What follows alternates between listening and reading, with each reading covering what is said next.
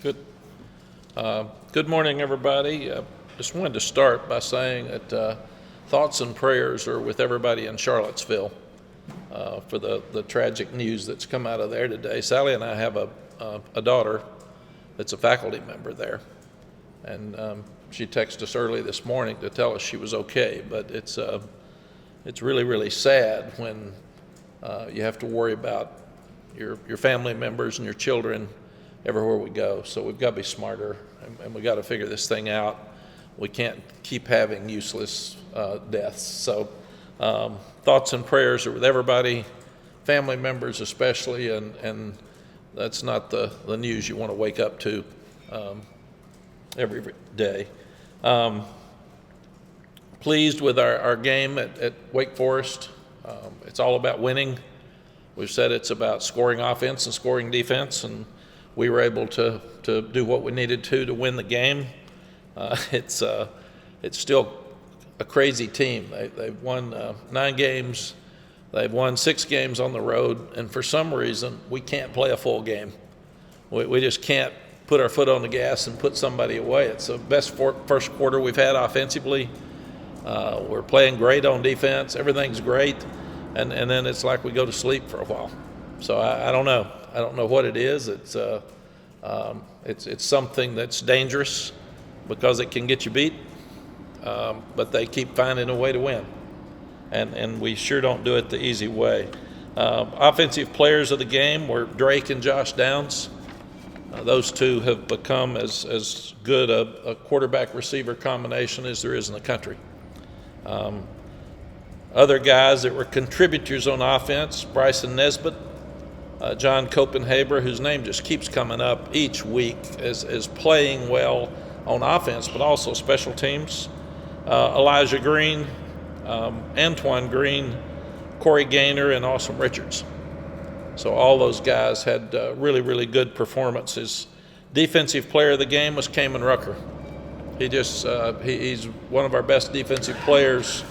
He is a tenacious pass rusher, and even played hurt last week, but did a great job. I guess we can't get them to shut up. Okay. One of them came in here just like a few minutes ago to find out that we were starting and they were. Yeah. Do we need to stop for a second? Does it matter to you all? It's your house, Mack. Yeah. Go there, tell who you are. Just tell James if you can. Maybe they're stopping there. We'll video you going over there and tell them. Yeah. Then I'll get sued for assault, verbal assault. And then the construction workers are going to say, yeah, and you're on me about getting this thing done. So You can blame it if recruiting is selfish. we lost 2 months because Mack stopped us at the press conference. No question. With a video of me screaming. So.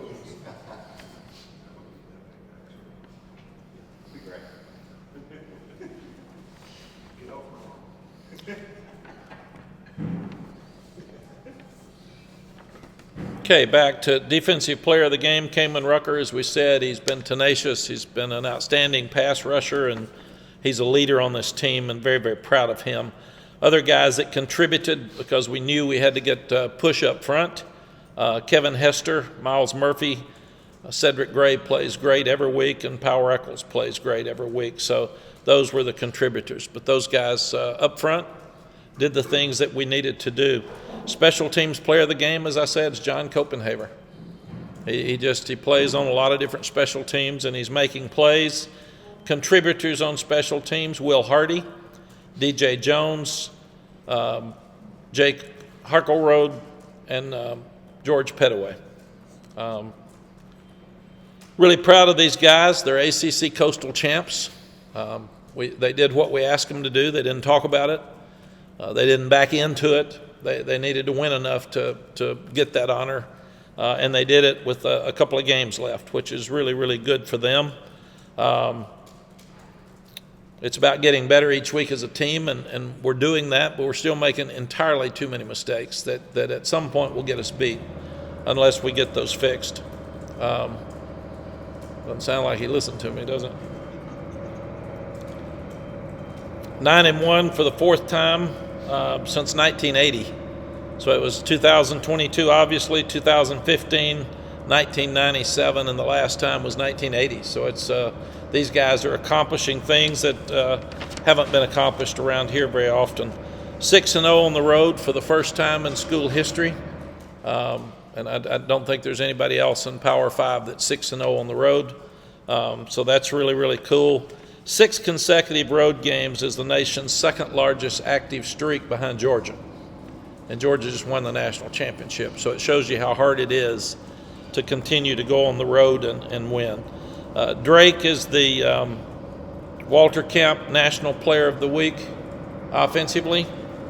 Josh Downs set an ACC record for catches in 3 consecutive games. He caught 37 passes the last 3 games.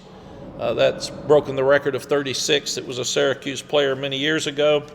And Ced Gray leads Power 5 with tackles with 108, which is very impressive. Ced's all over the field and playing at a very high level and doing a great job leading. Also impressed with this team that it's next man up. We look up and Antoine Green's out of the game. We look up and Josh Downs is going in to get taken care of with his cramps, and you got to have people step up. And Gavin Blackwell did that again, like they did in the early season, and also Kobe Paysauer did the same. So really, really proud of those guys. Tight ends have been banged up some. When Bryson Nesbitt got hurt, other tight ends stepped up. So this has been a team that just keeps playing, and that's what you got to like about them. And I've told our coaches we've got to make sure this time of the year that the backup player gets the same amount of time as the starter because he's going to play some.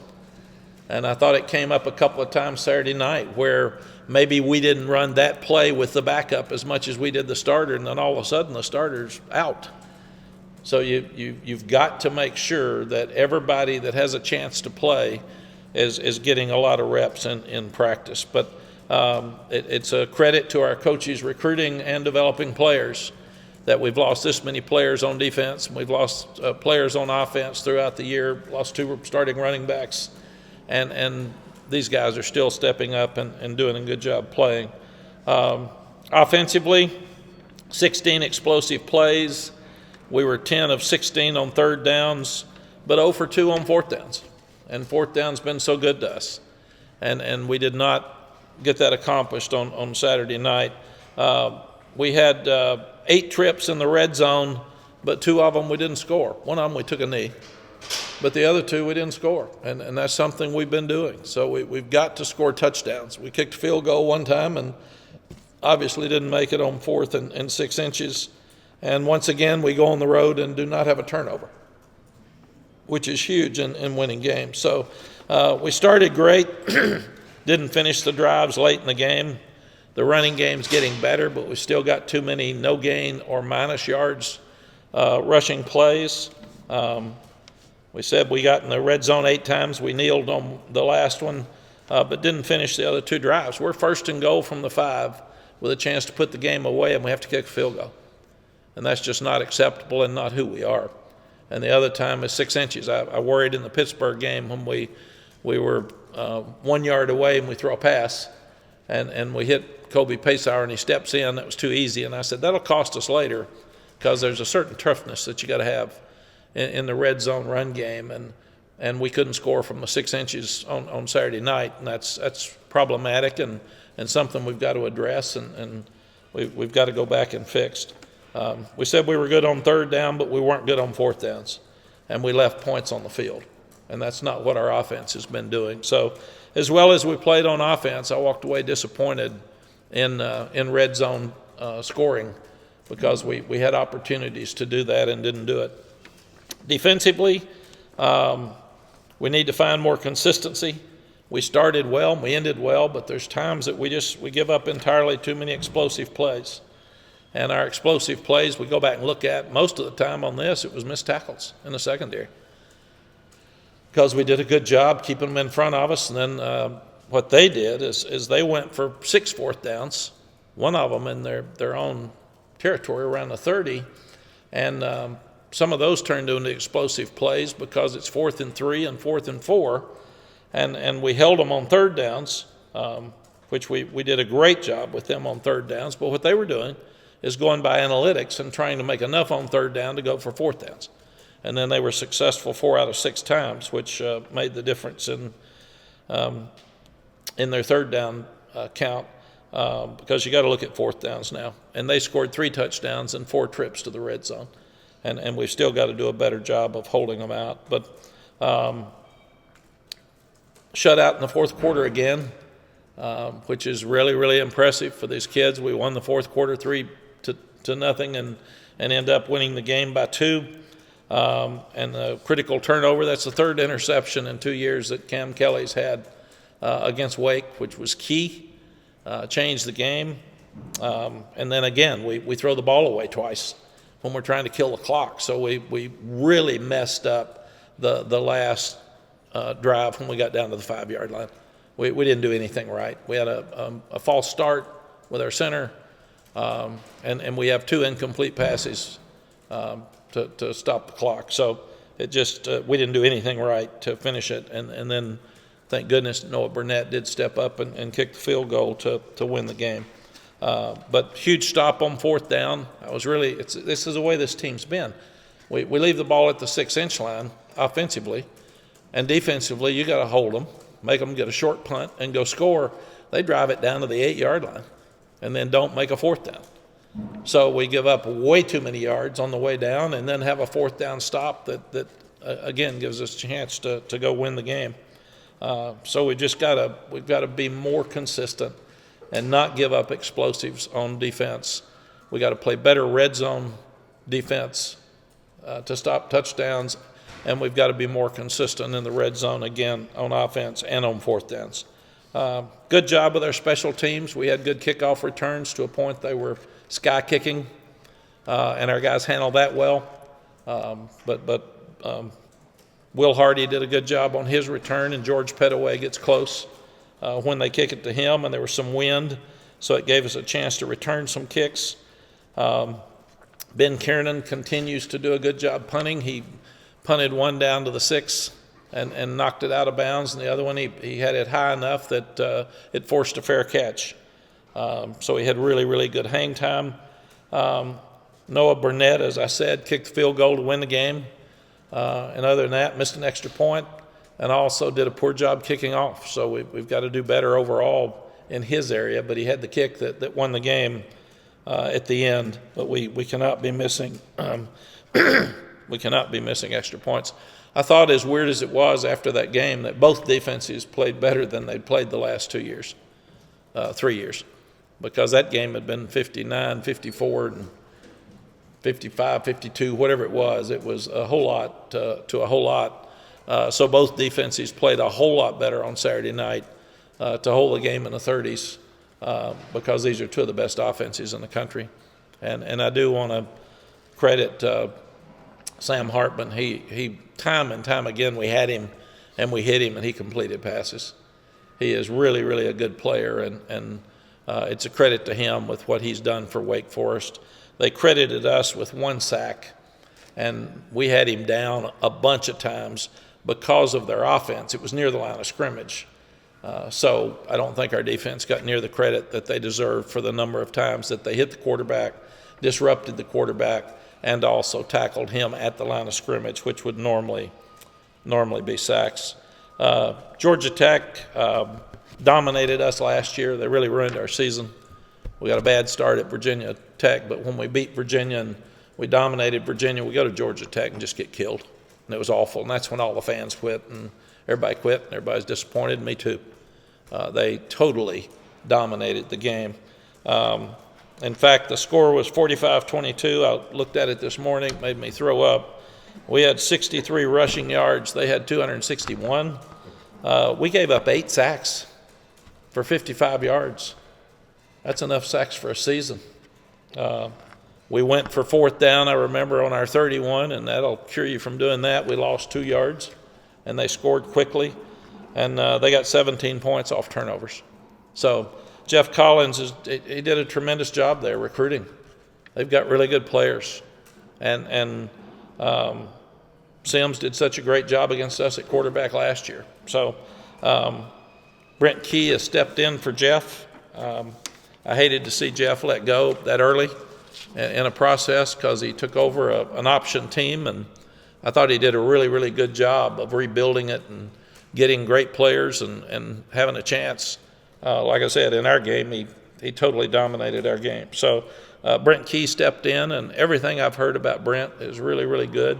All the people that I respect in the business feel like that he's one of the best offensive line coaches in the country, and he's done a really good job with this team. They beat Duke, who we've seen is a really good football team, and they also beat Pittsburgh at Pittsburgh, and that's two of the best teams that we've played. So they're going to play hard.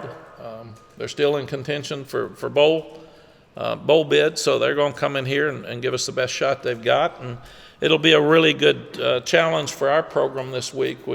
Everybody will be bragging on our guys, and everybody talking about clinching the ACC Coastal, getting ready to go to the championship game, asking about tickets, and then you got your rival next week and senior day, and this one's sitting in here where we better get ready to play.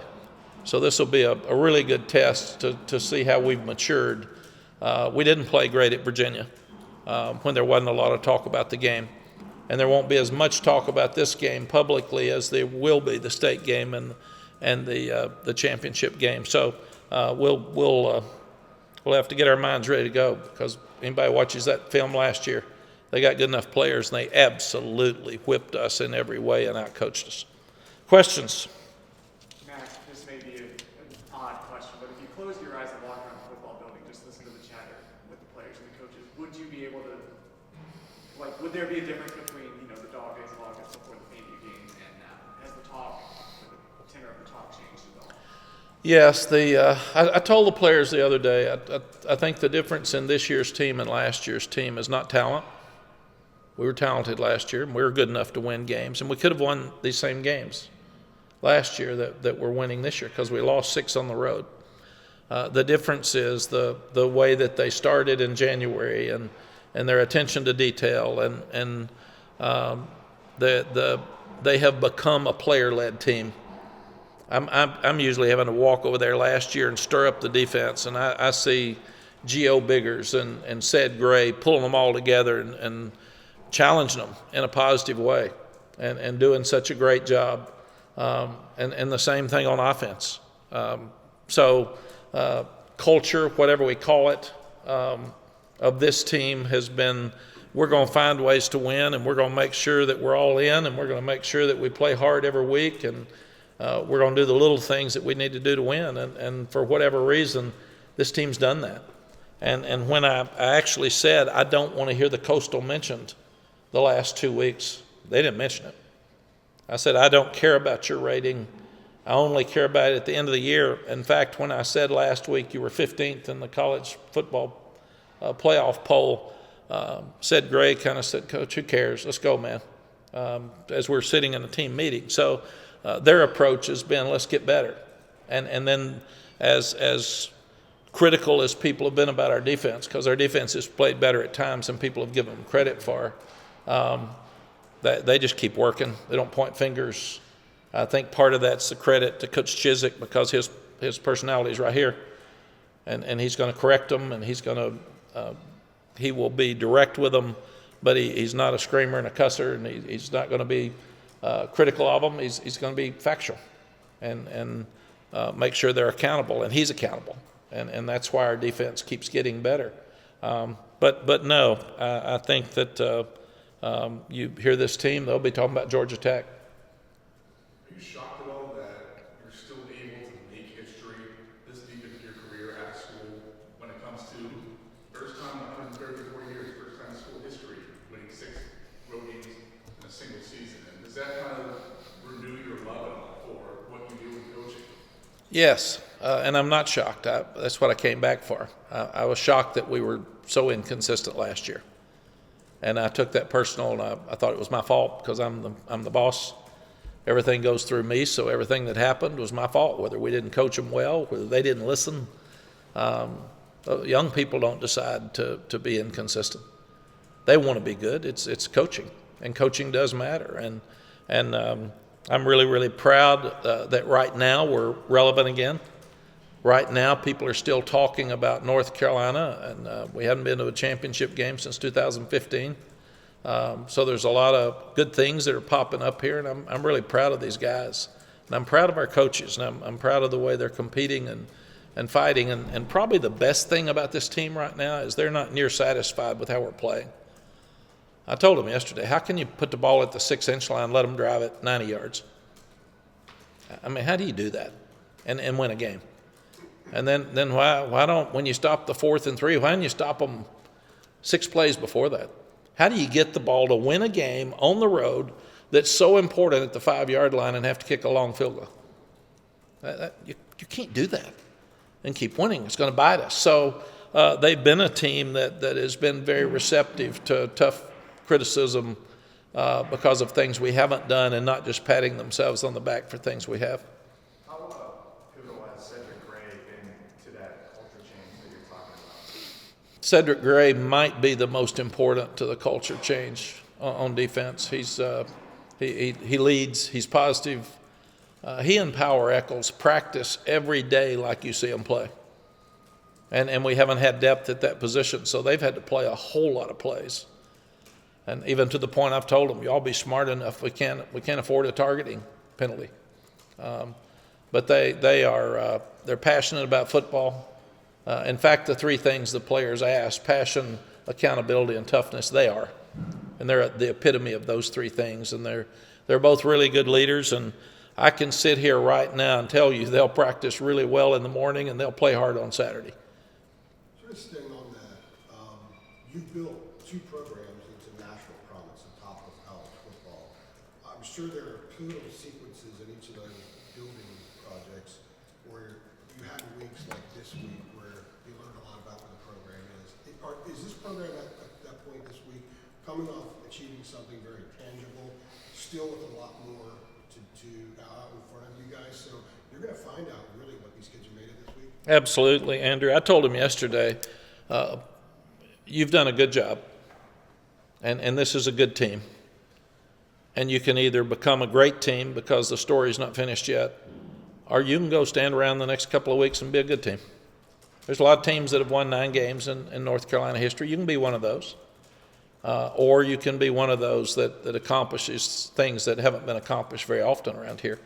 And it's totally up to you and your mindset. If our program's where it needs to be, we took another step by beating Wake Forest. We took a step because we'd never won 6 on the road. We took a step because we hadn't been in we hadn't won the Coastal since 2015. So those were major steps. Now, can you take another step? And another step is going to be beating Georgia Tech. When a lot of people will be talking about something else. And I said, you're going to have a lot of distractions this week with people bragging on you. And lose to Georgia Tech, and that all stops. So you need to get ready to play. And Georgia Tech's going to play hard. We know that. They're trying to get some things accomplished. So, and I also told them it's a great teachable moment because one of the toughest things in our life is complacency when we've accomplished something that people didn't think we could. So this is a great moment to see how we've matured as a program. You had those points in Carolina the first time you had them in Texas. The player-led situations then, is it similar to what you have right now? Yeah, this is as player-led a team as I've had in a long, long time. And I really like it. You know, we've had some great leaders on the team since we've been here. This whole team has bought in. And there's guys that are second and third teamers that are fighting their guts out, the show teams out there, the scout teams that put on the Georgia Tech picture. They are competing harder than I've ever seen. So this team has bought in, and they're just working so hard to win. And the coaches too. The coaches are all getting along. They're competing, and there was a few that were yelling at each other on Saturday night because they know how important it is. That's what I told them. I said, you got to keep your composure, but I got it, man. This is important, and we want to win, and you can't go out there and mess it up. And everybody got that, but everybody knows that everybody's on the same page and everybody wants to win. In fact, I'll say this whole building feels like they're part of this thing, And everybody in this building is trying to continue to win because it's been a long time since we felt this good. Mack, speaking of the 6 road games, was there any point like last year or before when you looked at the schedule and you were like, I got to get one of these games moved or something? Because a lot of times, teams won't play that many road games. They'll, buy it out or whatever and get more home games. Yeah, I'd rather have 7 home games every year. That's what we need and we're working toward. But I think, again, going to App State's hard. Going to Georgia State's hard. There was nobody there. I mean, that was a dead stadium, and that's tough for kids. You gotta play. And in a weird way, I think some of those things, the distraction with Florida A&M, were they coming or not? I mean, I'm sitting with a TV crew the day before the game, and they said, do you know if they're coming or not? And I said, no. And they said, if you hear, will you tell us? And I've got my phone sitting out there, and I'm waiting on a text message to see if we have the game. And a number of our kids always know their kids, and with social media and the way communication is now by phone, their players are saying, I don't think we're coming. So I got Josh Downs calling me saying, Coach, they're telling me they're not coming. And I said, well, just take a deep breath. Let's all get worked out. And then I'm calling Bubba and Rick Steinbacher and said, are they coming? And they're saying, I don't know. We haven't been told yet. So I actually get a text talking to the TV people. They've decided they're coming, and they're headed to the airport. So those kind of things have helped this team, I think, because they've had to get rid of distractions and just go play. And instead of griping about road games, just go win them. And we've said the road games are harder to win. I put up the scores. All of them are 7 points or less. And you've won close games, and it's hard to win close games. We haven't done that enough here. And it's hard to win tough games, especially on the road, and they've been able to accomplish both. So they understand we need to be able to put our foot on the gas and finish. Because I also said, let's go back to the 20-point lead in the fourth quarter with App State. How'd that get out of control? Let's go back to the 21-3 lead at Georgia State. How'd that get out of control? And mostly turnovers. But let's go back to Miami. We had a big lead on them. Let's go back to last week. We are 21-7. So why are we not finishing games like we should, especially on the road? Pittsburgh, we finished. And it was third quarter, fourth quarter before we did, but at least we finished it. And these other games we're not finishing. So we got to mature and figure out a way to do that. But this has been a year of handling distractions and making them work. It appears you kicked off the Drake May for Heisman campaign last night with a Twitter video. I saw you retweeted it. Thoughts on that decision, kind of what goes into the marketing of that with 2 regular season games remaining? Yeah, Jeremy had a lot of experience at Texas with Heismans. And we had it with Colt McCoy, we had it with Vince Young, and we had it with Ricky Williams. And Ricky won the Heisman. The other 2 came in second or third. So what you do is it's up to us to keep winning. I learned that Ricky Williams won the Heisman when we won 9 games. But it's a team award. And I told the guys at Texas, you want your guy to win the Heisman, you got to keep winning. That's it. And then we put the Heisman on every ring of every player and had to get permission to do that after it's over because it's not an individual award. Everybody says it is, but it's not. You got to have a good team. So I thought Drake took a huge step going on the road against a team that had 19-3 at home. Those guys have been really good in Winston-Salem. And it was a full house and it was an exciting night and TV, and he played lights out. So there's no reason for me to think he's going to do any different. But I remember Colt McCoy had a tough night because we didn't block Dominican Sue, and nobody else did either. But he threw down everybody we had. And we won, I think, 13-12 against Nebraska, and that was right before the votes came out, so that killed him because he didn't have a great performance that night. We won the game. We went to the national championship, but that killed him. Vince Young didn't have his best performance against A&M, and Reggie Bush had his great game against Fresno State, And then the next week, Reggie has a great game against UCLA, and they beat them 73-13 or something. We beat Colorado 70-3, but it's still, people get in their minds. So it just, Drake's had his Heisman moments. He's done everything he's supposed to do. He's had an unbelievable year to this point. He just got to keep playing. Is this like your decision, group decision, marketing decision? Are you like, all right, let's get it off? How's that kind of work? No, I think it's really Jeremy's decision with the family. He talks to the May family and how do we do this? What do you want? How much do we do? I have absolutely nothing to do it. Didn't even see it. I just retweet some stuff. I get in trouble with Twitter, I'm sure, because I'm sitting there doing something else and I'm ADD and multitasking anyway. So there was one, a few years ago that they had these military faces, and they were all for the Big 12. And I thought, what a positive thing. All these guys in the military have got their faces up there. And Texas had just lost a tough basketball game, and I love Shaka Smart. But they were all standing up for their program, so I liked it. I thought, I like military. Big 12's great to me. This would be good. Moved on. And then we started getting calls from Texas media because the face of the one military guy with Texas was a clown, and they were making fun of them losing. So they said, Mack is making fun of Texas losing and Texas basketball losing. And Jeremy calls me and says, I know you don't know this, and you messed up. And I said, what do you mean? I took those military guys, and I was trying to be nice. And they said, no, you didn't look at it very closely. So you got to be careful. But I just think he got to keep playing. I think he should be invited to New York off of what he's done so far. Obviously, the Heisman voters decide who the Heisman is. I have sat there 3 times not knowing whether our guy was going to win the Heisman or not. So they don't tell you. And I sat behind all 3 of them. And they would turn to me and say, what do you think? And I'd say, I'm not feeling good. And here's the reason I'm not feeling good.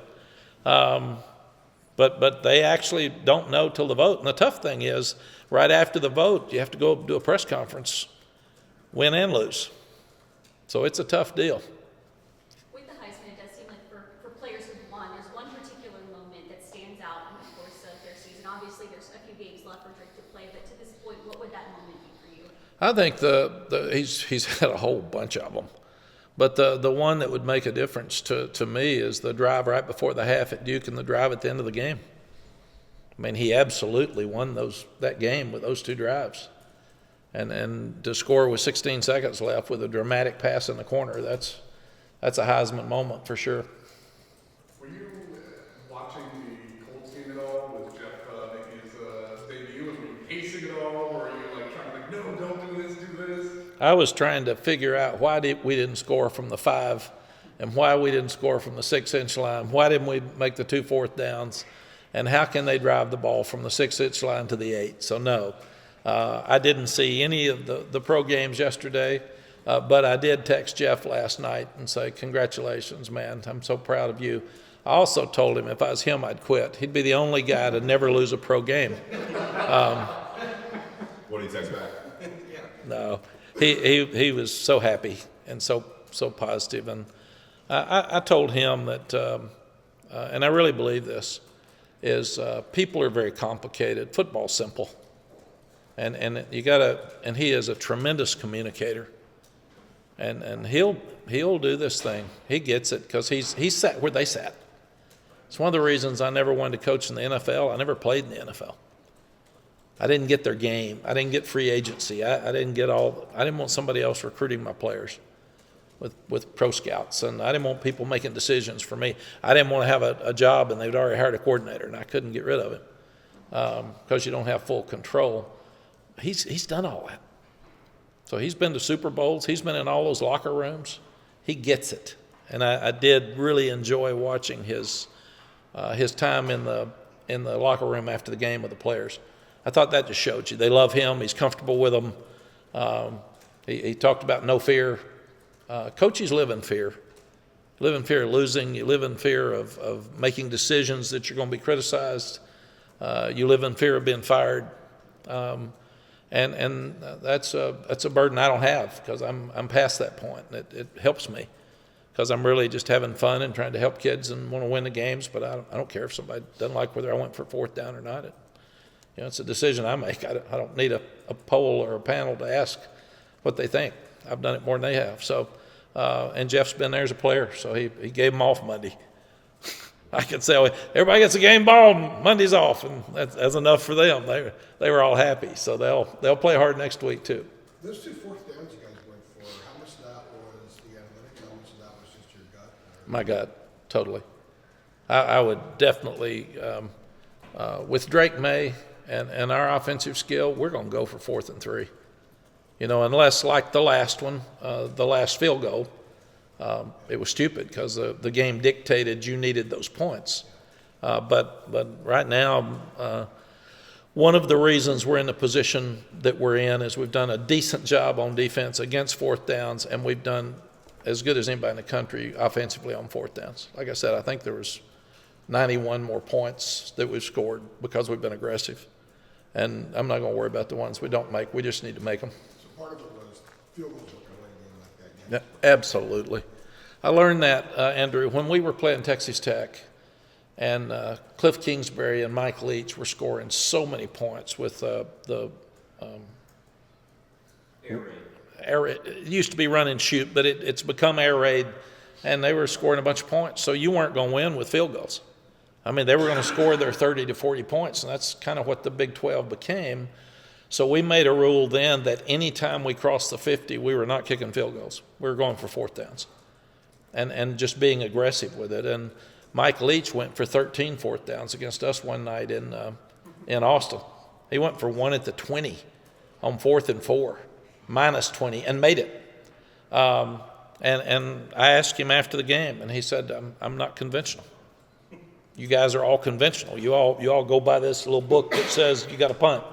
He says, I want to score points, and we weren't going to stop you. So for us to win the game, we had to outscore you.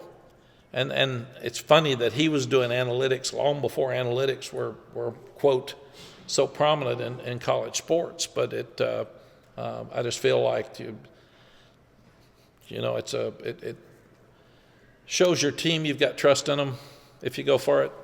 It shows them you're being aggressive. It shows them that you're not afraid, and you want to be aggressive to win the game, and all that is really a positive. You just got to make them.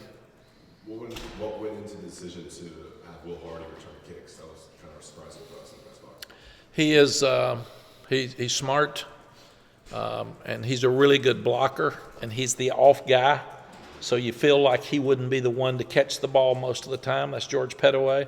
And then they just kicked it over there. But Will's going to be a really good player here. He is he's brilliant. I mean, he's got a really high SAT score. He's got an unbelievable grade point average from a prominent school in Atlanta. His dad's a great high school coach. He gets it. So he's already played so much more than we would have thought he would play. But he's going to be a really good player here before he leaves. And he's got real good hands. That's the other thing. And he's big. He's a big body. He even bounced off one when he made the return. All the kids were shouting yesterday when he ran over one of the weight guys. You know if he had the speed and the shiftiness to be a kick return. He does. He's kind of sneaky fast. And he's got quickness. He's got explosive power. And his hands are so good. He intercepts more passes than anybody in practice. So we're very impressed with him. Mack, we're sorry to cut you off on that. Ross cut us off. We were surprised about Will Yeah. Hardy. We're like, look, this is 31 right there. We were talking to Josh the other night at Lake, and he was kind of getting a little reflective. He had the trophy, and he was saying that, the previous staff here recruited him, but he probably was going to go to NC State or Penn State, and then you came in, and Phil Longo came in, Lonnie Galloway, and that it just changed for him. He said he remembered being 150 pounds, and Lonnie saying, you're still our guy. Like, from the beginning, what do you remember about Josh? And, I mean, obviously, you take it from there to what it is now. Like, just what do you remember about those days when you were trying to get him to come? Again, very smart. Coach's kid. His dad's the running back coach at East Tennessee State. He's been working with him like Mark May worked with Drake from when he was this tall. What you find is the best recruits you have are passionate about football, and they compete. They love the game. And Josh said Gray and Power. Some people said Power was too small. Some people said Josh was too small. They love to play, and they're passionate, and they compete every day. And if you do that, you're going to win most games. If you go back and study, and Brian Anderson asked me one time, I used to say a lot, there's more people that lose games than win games. And I'd said it for a year and a half, and Brian finally came up one time. Brian's really smart, and he said, "Can you tell me what that means?" And I felt like a fool. And I said, yeah, the team that fumbles the most, the team that has the most missed assignments, the team that has the most penalties, you usually mess it up more than you fix it. So if you just do what you're supposed to do, and passionate guys that are ready to play usually do what they're supposed to do. And I told our coaches the other day in the meeting, in recruiting, don't look at the stars. You've got to have a certain athletic ability. You've got to have a certain grade point average. Look at the guys that love football, who are passionate about football, because they're the ones that are going to play every week. They're the ones that are going to practice every week. And think how many games we watch when we walk out of there and say, they weren't really ready to play. And how can you have 12 days and not be ready to play for some of them? It wore me out on TV because I'd sit there and they'd ask why that team lost. And my first thought was they weren't ready to play. When you're not ready to play, you have penalties. You have missed assignments. You have turnovers. But it's because you're not ready to play. And so you got to have guys that want to play. And Josh, Will Hardy, those guys love football. Josh is thinking about football right now. That's what he does all day, every day. And then he's got that little chip on his shoulder because he's smaller. And he goes to fight you every minute. And I get on him sometime about flipping a ball at somebody or counting the touchdowns the other night. I said, come on now, you don't need that. But that's who he is. That's his makeup, and he fights everybody. And that's just we've done. He caught 100-something balls last year, and the staff has done so much better job this year moving him around than we did last year. We allowed people to cover him in the latter part of the year because we didn't move him around. How foolish of us. So give the staff credit. Lonnie and Phil thought about it and talked about it, and they've actually done an amazing job of moving him around where now it's hard to find him. That's what I was going to say. I mean, that it seems like, maybe more so than all of his athletic ability, he's just taken it to another level, almost like a conscious decision. I want to do this thing. Yeah. I'm sure you see that from him, I guess. Absolutely. And this goes back to a couple of kids. We were all frustrated after the South Carolina game last year because we didn't play good. And we didn't coach good. We didn't do anything good. It looked like we didn't want to be there, and some did and some didn't. And we just had the Pitt loss, and we just had the NC State loss, which were both devastating, and games we could have and should have won and didn't. And I remember the one that was the most emotional in the locker room was Josh. And it didn't have anything to do with anything but winning. He wanted to win. The thing that Drake worried about here is, are we going to win? Because he saw 3 wins and he saw 2 wins and nobody in the stands. He said, I don't want to do that. Drake competes. So if you can find guys that compete with confidence, you're going to have a chance each week, and with a certain level of ability. And that's what you got to have. And the interesting thing is, when you go out on the field, nobody's got a 5-star on their shoulder or a 4-star, or nobody cares. Kamen Rucker wasn't highly recruited at all. Everybody thought he was too short. I saw him come to our camp, and he cost a bunch of big old linemen, offensive linemen, scholarships because he ran over all of them. And I didn't know who he was. And I do remember saying, who is that? And they said, well, he's 6 foot. And I said, he's killed everybody here. And then they said, yeah, and he's a National Honor Society student. And I said, offer him. I want to offer him. And that's what you get. He loves to play. So the more guys we can get out there that love to play, better chance we got to win. Mike, in some respects, are the mistakes and the issues and the inconsistency, do they make your job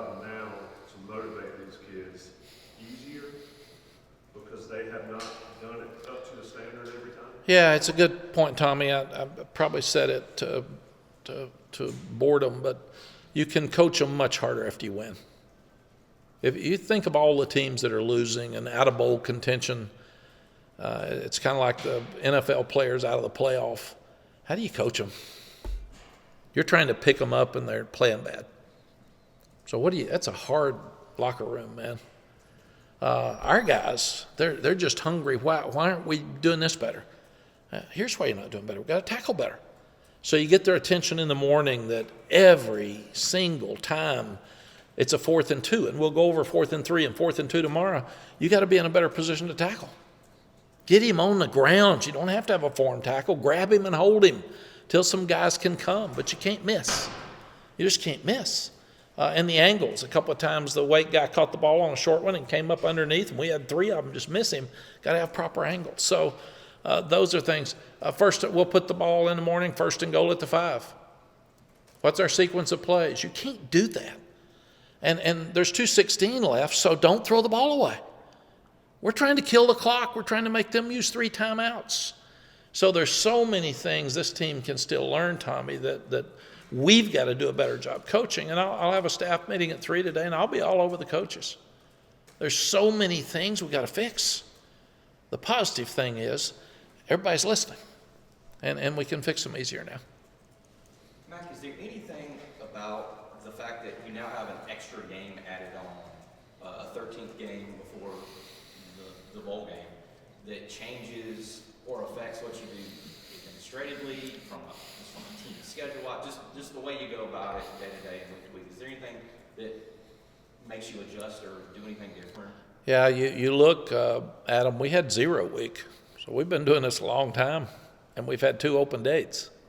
So it's a long year for these guys. It's a kind of a mini NFL year. So next week changes because you've got your game at 5:20 and you got a Friday game. So that completely changes your week to a shorter week. And then it does give us an extra day for the championship game playing on Friday. So there's good and bad. And NC State plays at Louisville, but they're a 3:30 game, I think. We play at home at 5:30. So both of us will have a short week. And then what do you do for Thanksgiving? And do you let them go home if they live close enough to drive home and eat and come back? And and last year was a night game, and neither NC State or us wanted a night game on Friday night to hurt high school football in North Carolina. We really asked the league, if we're going to play on Friday, let's play in the afternoon. Don't care if it's noon or 3:30, but let's don't take away money from our high schools. And Dave was passionate about it as well. And so thank goodness for the office, the ACC office, they helped us get it so it wouldn't affect the high school games, because we both felt so bad last year. Even if they're not coming to our game, they may sit at home and watch it. And it costs the high schools money. So since it's an afternoon game instead of a night game, that changes your schedule. So yes, and then the next week, we haven't played in the championship game. We did at Texas, but we haven't here. So we're having to balance today making decisions on the schedule because the conference office is asking us questions about the championship game while we're preparing for Georgia Tech.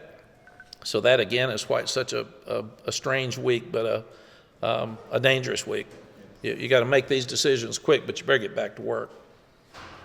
And I guess there's probably stuff in Charlotte to do too, right? I mean, obligations or what, I don't know. I'm finding all that out today, so I'm trying to balance that. I think the way it sounds, it's more like an away game.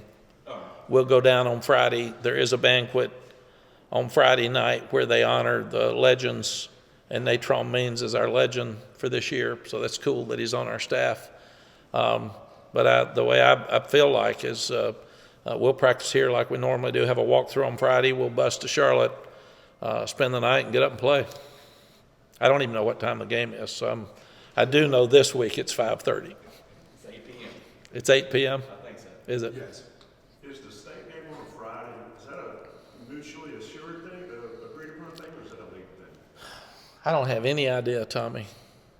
I think when I called the game, the last year Gene and Charlton were here, I think in 80. It was that'd be 16, I think. Yeah, I actually called the game. And I had some NC State fans cussing me as I was leaving the game, and they were really young. And I said, I wasn't even coaching here when you were born. My dad hates you too, and my granddad hates you too. And I said, I got it. So that hadn't changed. But that was Friday, because I remember I did the game and had to get back for the ABC show on Saturday. So we had to run to the airport and get out of here. Any other questions? Okay, thank you all. See you Wednesday.